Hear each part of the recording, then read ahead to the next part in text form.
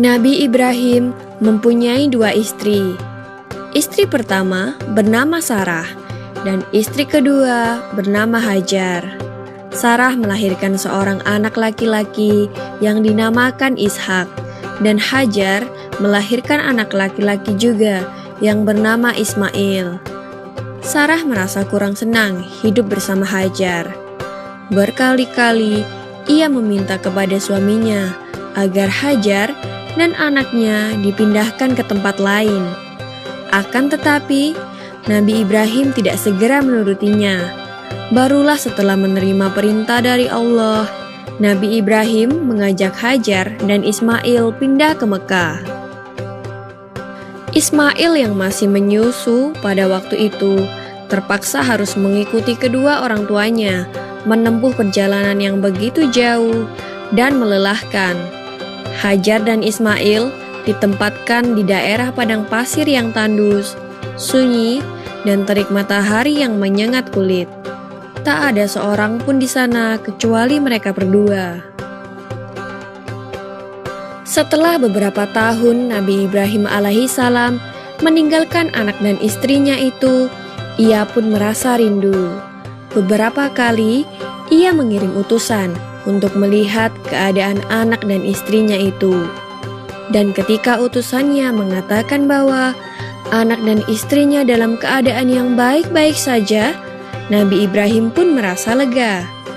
Ternyata kehidupan istri dan anaknya itu diberi serba kecukupan oleh Allah Subhanahu wa Ta'ala. Hajar dan Ismail dianggap sebagai pemilik dan pemimpin di Mekah, karena mereka berdualah yang pertama kali menetap dan bertempat tinggal di sana. Demikianlah Nabi Ibrahim tidak dapat menahan kerinduannya. Ia pun berangkat ke Mekah dan bertemu dengan Hajar dan Ismail di padang Arafah.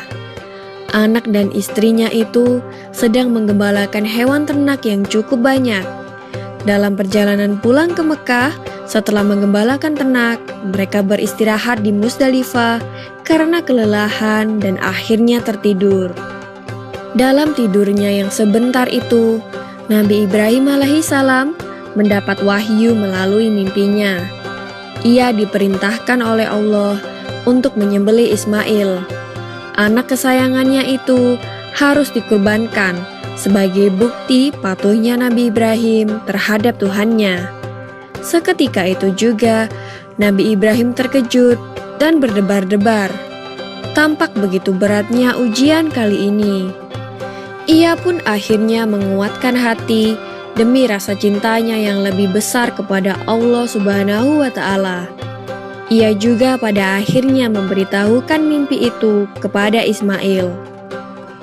"Wahai anakku Ismail, dalam mimpi aku diperintahkan oleh Allah untuk menyerahkanmu sebagai kurban, dan aku harus menyembelihmu.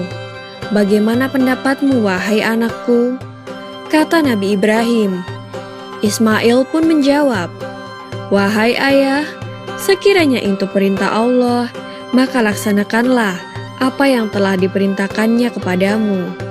Aku akan tetap sabar dan ikhlas menerima cobaan ini." Dikisahkan iblis berusaha merintangi perintah Allah kepada Nabi Ibrahim. Berkali-kali iblis membujuk Nabi Ibrahim agar tidak melaksanakan perintah itu.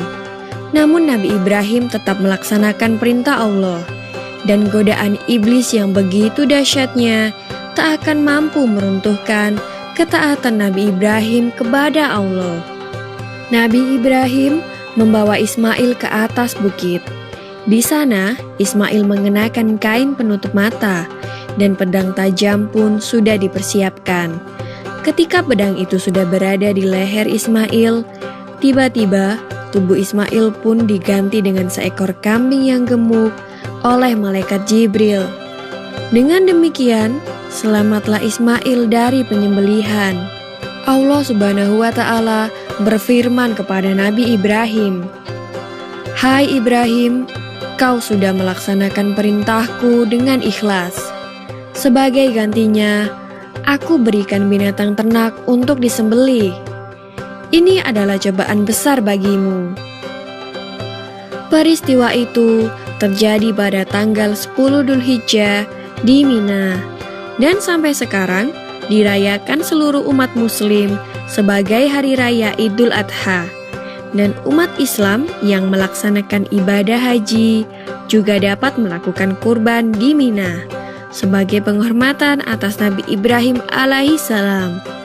Demikian kisah Nabi Ibrahim alaihissalam. Semoga kisah ini dapat mempertebal iman kita kepada Allah Subhanahu wa Ta'ala. Amin ya Robbal 'Alamin.